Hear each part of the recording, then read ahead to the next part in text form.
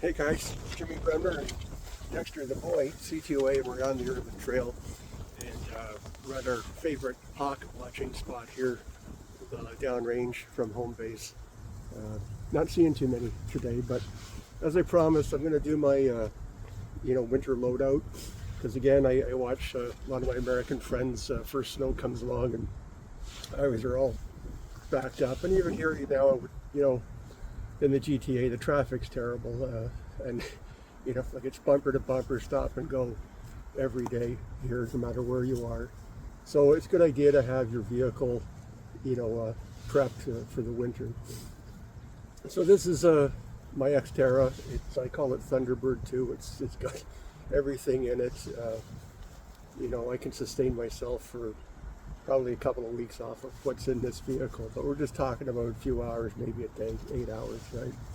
Okay, so the first thing is you want to make sure that your fuel tank is always full.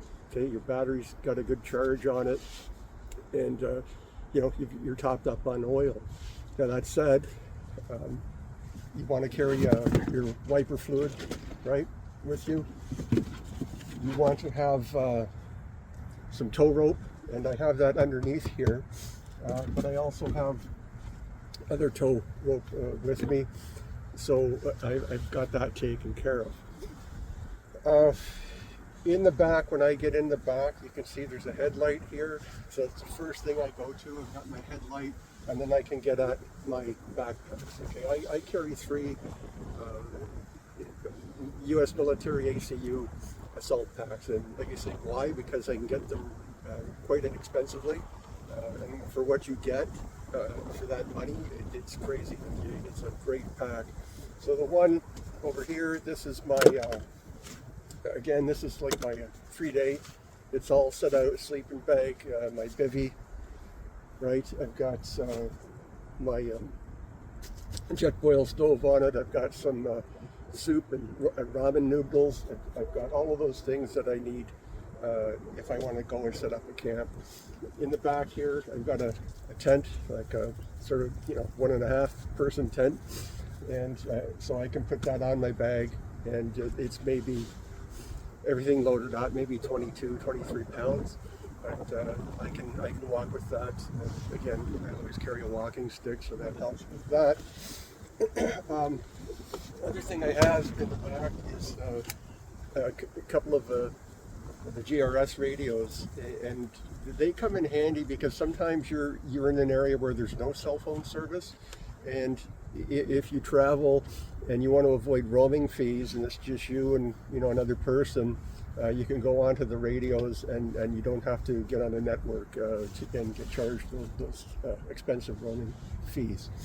Okay, again, talking about winter conditions, snow, that type of thing.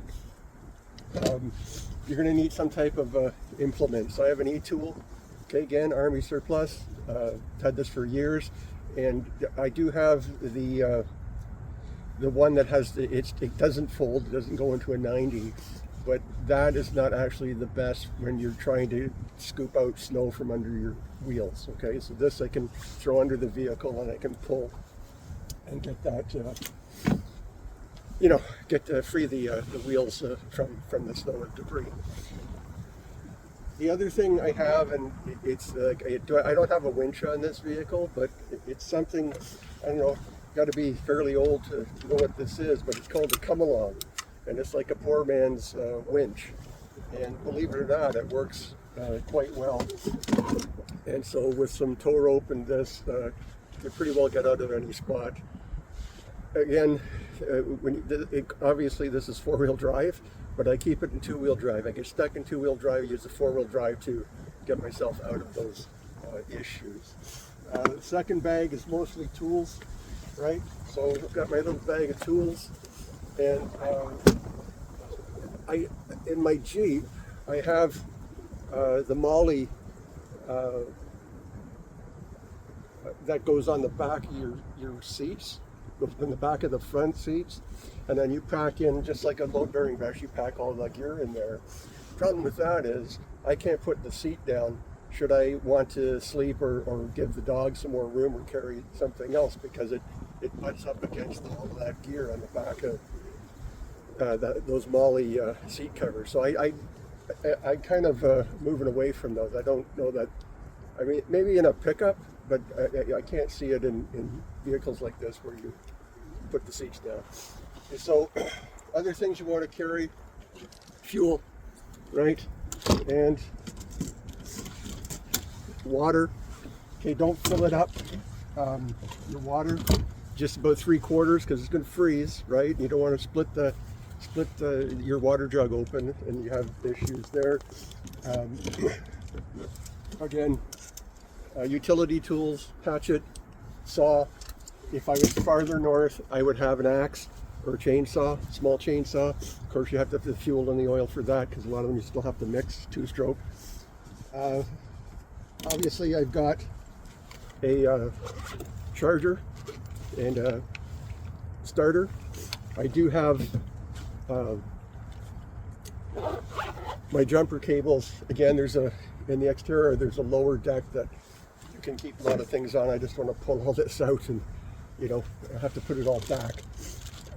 So the second pack is tools, rain gear, that type of thing. Of course, I've got my first aid, my IFAC in the main bag. Third bag is fishing gear. All right, so that's all it is. It's just stuff in there if I'm out and about and I feel like going fishing and want to relax a little bit. I have that.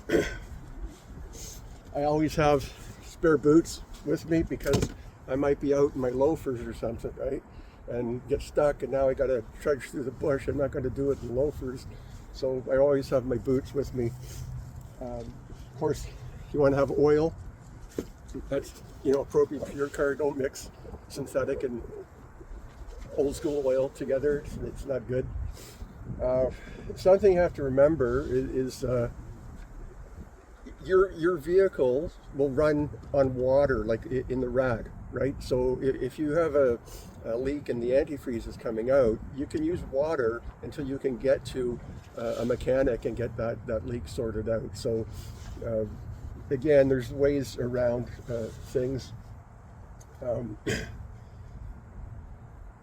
Like I said, I've got just about everything in here. Of course, in the middle bag, as well as rain gear, and then my heavy gear, my Gore-Tex gear, and it's lined, and it's going to keep me warm. So I do have a candle here, and some people will say, well, you can use a candle in a vehicle, and you can, but remember that's going to build carbon monoxide, so you have to have the window open a wee bit to avoid that.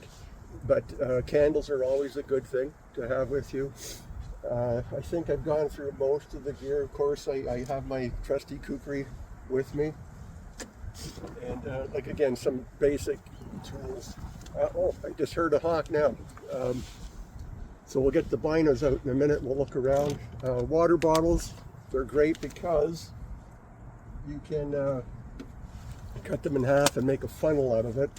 Typically, if I pulled the hood on this vehicle, you're going to see a funnel and a rag there, so it's ready to go, so I can check my oil, top the oil up, and I've got that funnel to do that. Again, the other stuff in here is kind of more, I've got my small scout pack, and when I've done this, Dexter and I are going to go for a little walk, and hopefully we can see some hawks here. Some exciting things. I'm going to close with this. Gotta have an air pump, okay, and I do have a small inverter in here. The Jeep Commander has its own built-in inverter, which is pretty cool. But again, this for off-road, this is my vehicle. The Jeep is it's like driving your Chesterfield down the road, but I mean, it's great. It's got every option known to mankind. But this is like an off-road. It's built for off-road. So that's pretty much all the gear. Some exciting things coming up. I'm starting another YouTube channel. Why? Because of all the support I've got off of this urban trail, and the likes and the subscriptions are really coming along. We're getting some product support now, and it's really exciting. So we hope to do our first shoot on the new channel on this coming Tuesday, and I don't know the topic yet, but we'll make that work for you. And we're also working now with the Sharon Gun Club, which is up in East Gwillimbury, just a little ways up the 404, right? So now, having said that, with the Sharon Gun Club, I'll be moving forward. Like a lot of you asked me, tactical shooting stuff, and I plan to be doing some videos on some basic concepts and things like that. I'll tell you this right now, I'm not going to get into discussions about what firearm's the best, should have a red dot, don't have a red dot, this side of the door, that side of the door. I'm not going to do that, because at the end of the day, it really doesn't matter. Being really good at something means you've mastered the basics, okay? And if you can master the basics under pressure, you can carry through and make positive things happen. So that's what you can expect out of what we're doing up at Sharon. We also, Global Synergies is up and back, and like I said, we have a whole new supplier of products. You name it, the spectrum is quite wide. So it's not on the website. Check it out, and we'll try and get that piece of gear for you. So that's really all I've got today. I know this is a long one, but again, make sure that you're prepped. I mean, I may sound silly, but I got my helmet in here, because sometimes I'll take my bicycle with me, so I've got that, right? And so you want to make sure, of course, if I've got Dexter, I've got dog food in here, and just make sure that you're prepped for the winter, because you're better off actually to stay with the vehicle until you absolutely can't, because that's the first thing. It's a big tell that they can, from the air, whatever, you can see a vehicle as person vehicle, right? So make sure that you're using some common sense. And the other things that with sanitary wipes, you want to keep those, because again, you don't know how long you're going to be there. And your vehicle doesn't have to be this kitted out, but like I said, this is my off-road Thunderbird 2 camper, right? So just make sure you've got the basics. You're checking your fluids, you're letting your vehicle warm up, all of those things. You got your window scraper and all of that, right? So that's it. Like I said, some exciting stuff coming up. Dex, come here, buddy. Yep. Come on. He's mixed up. That's okay. Come here. Come. All right.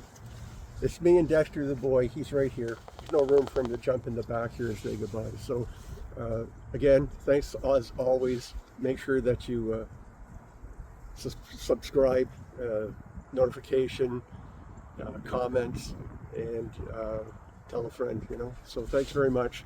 Jimmy Bremner, Dexter the boy, CTOA, and we're out.